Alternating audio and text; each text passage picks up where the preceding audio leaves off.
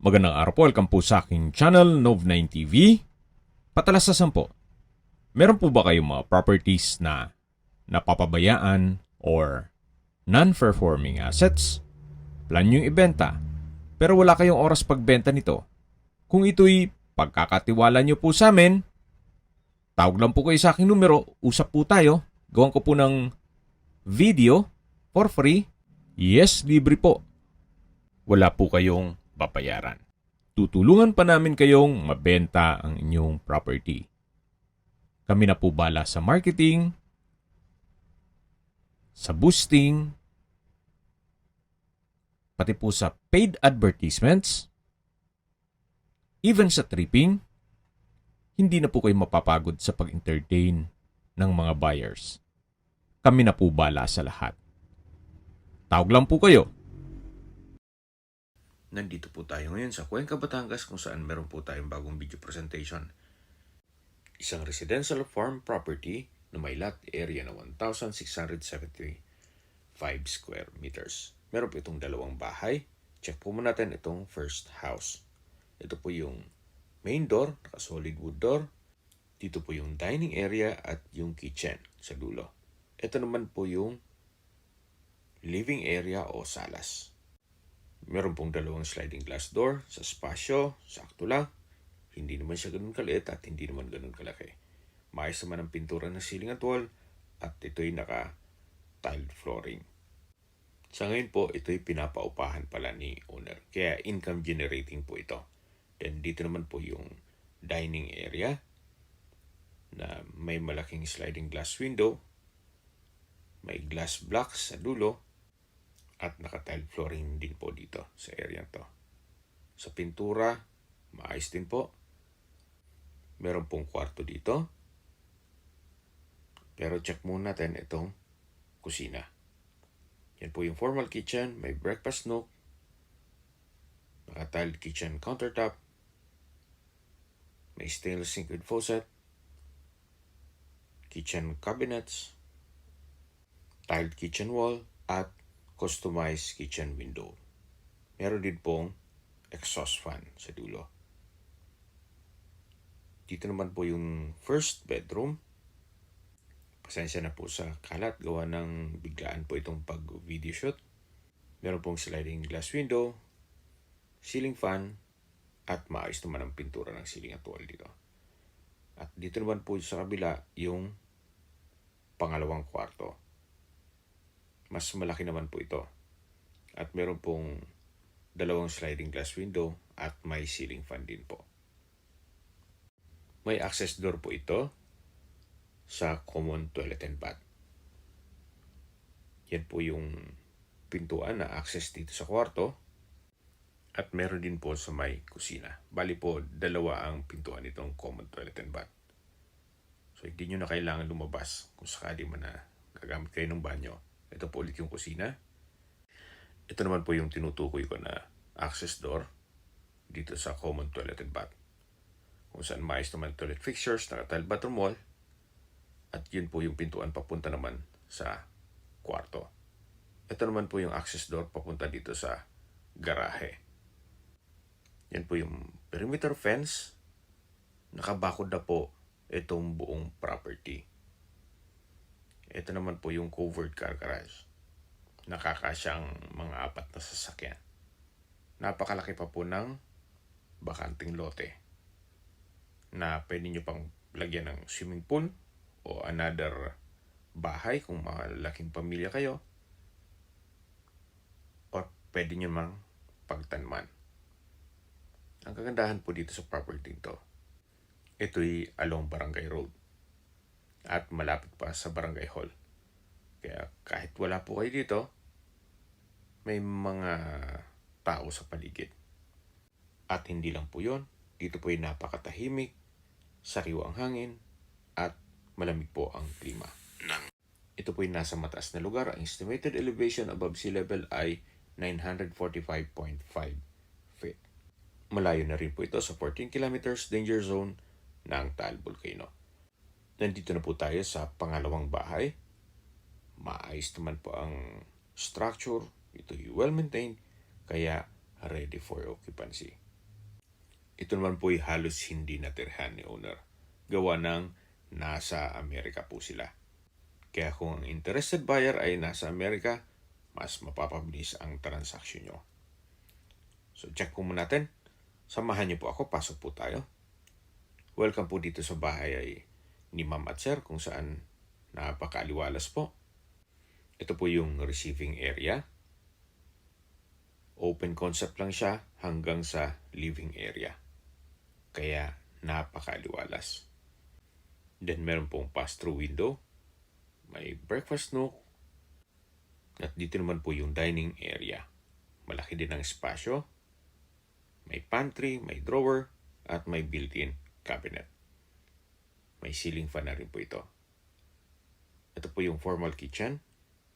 Naka-tile kitchen countertop, may glass blocks, stainless sink with faucet, kitchen cabinets, at storage ng kitchen utensils. Yan po yung wooden built-in cabinet. At dito naman po yung access door na papunta sa service area. Ito naman po ay paikot lang to.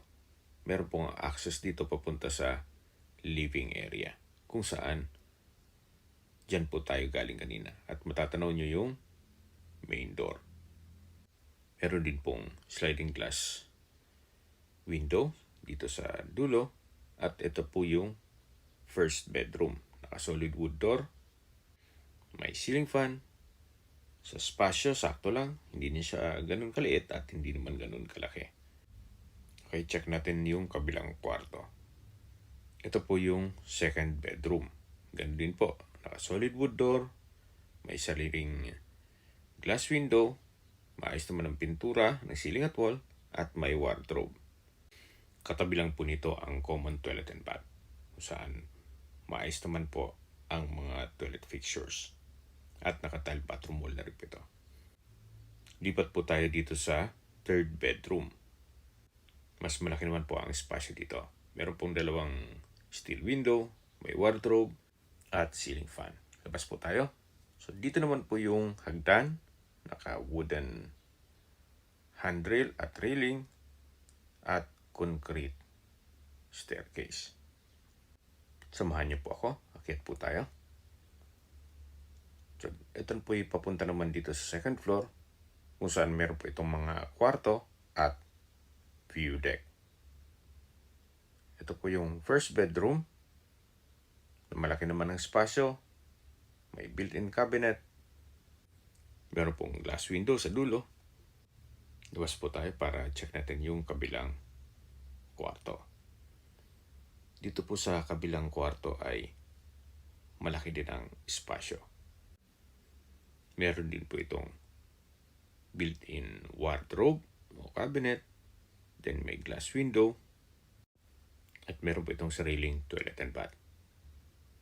Naka-tiled bathroom wall. May water closet. Bathroom sink. Bathroom window. At naka-tiled bathroom wall. Halos wala na po kayong ipapagawa dito sa property. Siguro kung masela, retouch na lang ng pintura, then linis na lang sa paligid nito. At syempre, you might consider this property dahil sa binaba na po ang presyo nito. At pag-usapan natin sa dulong parte ng video.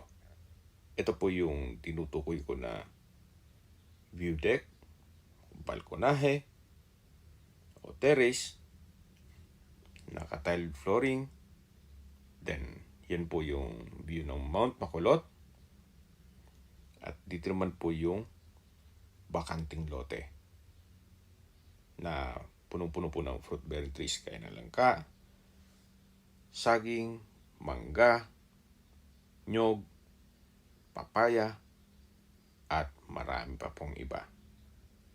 Ang kagandahan po sa mga ganitong small cuts na farm lot ay less maintenance. At syempre, aanihin mo naman ng hektar-hektaryang lupain. Kung pagdating ng panahon na mahina na ang tuhod, hindi mo naman maiikot ito o may enjoy mo ang property pinagpaguran mo. Unless otherwise, marami kang pondo para mag land banking. Mas malaki po ang kita sa real estate compare mo na kung natutulog ang pera mo sa bangko. So ito po yung dining area, sa dulo yung kitchen, at dito naman po yung service area at dirty kitchen. Dito po yung likod ng bahay at hanggang dyan ang property line na may concrete fence. Habang naglilibot po tayo, pag-usapan natin ang distance, location at travel time. Ito pong property ay along Barangay Road at napakalapit po sa National Highway. Kaya accessible po ito ng public transportation. Ang distance mula highway ay 500 meters. At kung lalakarin, mga 8 minutes walk. Kung may sasakyan, mga 2 minutes drive. Mula naman po sa public market ng Cuenca, Batangas, ang distance is 1.5 kilometers at ang travel time is 4 minutes.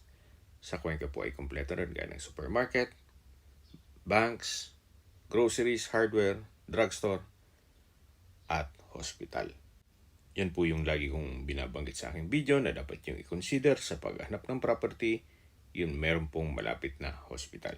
Hindi ko naman po sinasabing sakitin kayo, yan man po for emergency purpose lang naman. Mula naman po sa Batangas Port, ang distance 20 kilometers at ang travel time is 37 minutes. Mula naman po sa Lipa City, ang distance is 15 kilometers at ang travel time is 25 minutes. At kung manggagaling naman po sa Manila o sa airport, ang distance is 88 kilometers at ang travel time is 1 hour and 24 minutes. Okay, sa presyo na po tayo. Kung pamilyar po kayo dito sa property, opo, na-vlog na natin to. Ang dating price is 14.5. Ngayon po, nag-price drop na ng 10.5 million pesos net. Ibig pong sabihin, si buyer na sasagot sa lahat ng taxes at expenses with regards to documentation. Gawa ng binabaan na po ang presyo nito. Kung may mga katanungan po kayo, tawag lang po kayo sa aking numero at sa mga kababayan naman natin na sa ibang bansa, meron po akong Telegram. Sa mga iPhone user man, may message. Meron din pong email, Skype, Viber at WhatsApp. Same number lang po, 0917-316-3399. Sa mga nagtatanong naman po ng aming Facebook, meron po aming Facebook page na Nov9TV at Facebook Real Video. Meron din pong TikTok at Instagram. May ibang YouTube channel po kami, the Nov9TV channel, Nov9TV Listings, Nov9TV On The Spot, Nov9TV Updates, at Nov9TV House Rental. Sana po naibigyan nyo ang video presentation. Paki-like and subscribe na lang po sa aking channel para ma-update din po kayo sa aking future listings. Kung sakali po hanap nyo yung mas malaking sukat ng lupa, meron din po kami ibang listings na pwede nyong pagpilian. Huwag po kayong mag-atubiling tumawag sa amin. Then, let us know your budget para malaman namin kung anong property pwede naming ilog sa inyo. Sa lahat pong viewers, subscriber at nagtiwala po sa amin, salamat po sa suporta. Ingat po kayo lagi at yung pamilya. Maraming salamat po.